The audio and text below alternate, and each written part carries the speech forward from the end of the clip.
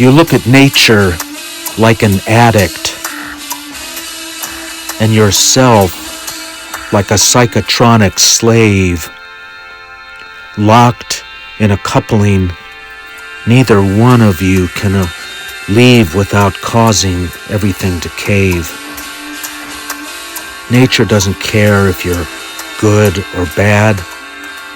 It's only the substances your biological unit makes that it has to have. When acting like a transducer, mediating cosmic rays, you act like the atmosphere above that sustains you, creating the skies you love. Without our automatic lives, providing a shield against the cosmic storms, nature wouldn't exist in its present